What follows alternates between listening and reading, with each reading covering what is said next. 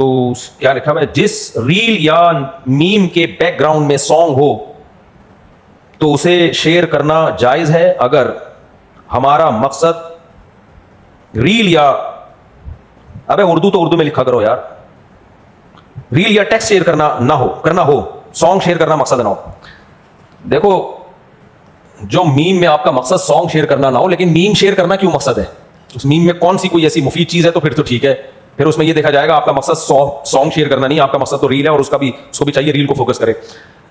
لیکن اگر وہ فضول قسم کی ریل ہے, کوئی فائدہ نہیں ہے, تو پھر کیوں اس میں سانگ بھی تو ہے نا, کیوں شیئر کر رہے ہو؟ کوئی سنے گا پھر وہ دوسرے گانوں کی طرف جائے گا اور برائی میں پڑے گا. تو غیر ضروری کام نہیں کرنا چاہیے. نبی کریم صلی اللہ علیہ وسلم نے فرمایا من حسن اسلام المرء ترکہ ما لا یعنی, انسان کے اسلام کی اچھائی میں سے یہ ہے کہ وہ لا یعنی کاموں کو چھوڑ دے. ایسی نجاست جو معاف ہے جیسے نجاست غلیظہ 1 درہم سے کم اور نجاست خفیفہ 1/4 سے کم. تو اگر یہ کپڑے پر لگ جائے تو کیا اسے دھونا ضروری ہے؟ اگر دھوئے بغیر اسے کپڑوں پر کے ساتھ, اگر بغیر دھوئے سے باقی کپڑوں کے ساتھ دھو لیا جائے تو کیا حکم ہے؟ باقی کپڑوں کے ساتھ دھوئیں گے تو پھر وہ 3 دفعہ کپڑوں کو پانی بہا کے پاک کرنا پڑے گا, اور اگر انہی کپڑوں میں نماز پڑھ لیں گے تو نماز ہو جائے گی.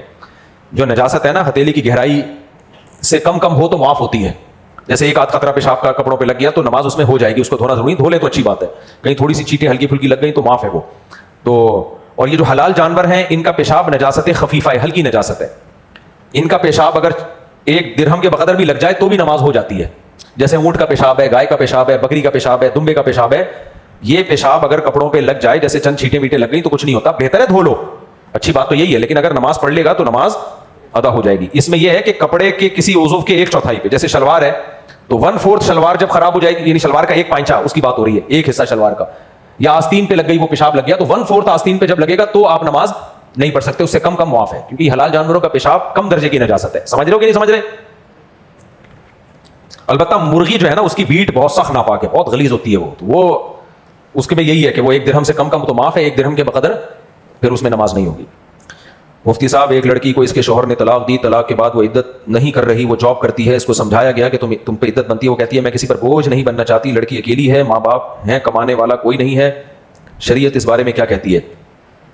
اگر اس لڑکی کی کفالت کرنے والا کوئی ہے, اس کے بھائی یا باپ وغیرہ موجود ہیں جو اس پہ اس کی کفالت کر رہے ہیں, تو پھر اس کے لیے جاب عدت کے دوران گھر سے نکلنا جائز نہیں ہے. اور یہ کہنا کہ میں کسی پہ بوجھ نہیں بننا چاہتی, تو باپ اور بھائی پہ لڑکی بوجھ نہیں ہوتی, وہ تو ذمہ داری ہے ان کی, وہ ذمہ داری ہے ان کی. تو اس میں یہ کہنا کہ میں بوجھ نہیں بننا چاہتی کوئی شرعی عذر نہیں ہے, شریعت نے ان پہ ذمہ داری ڈالی ہے. لیکن اگر باپ اور بھائی نہیں ہے ذمہ داری اٹھانے والے, یا ہے ہی نہیں, بعض لڑکیوں کے باپ فوت ہو چکا ہوتا ہے, تو پھر اس کے لیے مجبوری میں جاب جائز ہے. لیکن پھر وہ اس طرح سے جاب کرے گی کہ مکمل پردے کے ساتھ جائے گی, دن کے وقت جائے گی, ٹائم پہ پہنچے گی, اور جاب کا ٹائم ختم ہوتے ہی سیدھا گھر واپس آ جائے گی, اور اس دوران کوئی زینت وہ اختیار نہیں کر سکتی, بالکل سادہ کپڑوں میں جائے گی, بغیر میک اپ بغیر زیور کے, اور سادہ کپڑوں میں واپس آئے گی. تو مجبوری میں پھر اس کے لیے اتنا جائز ہے.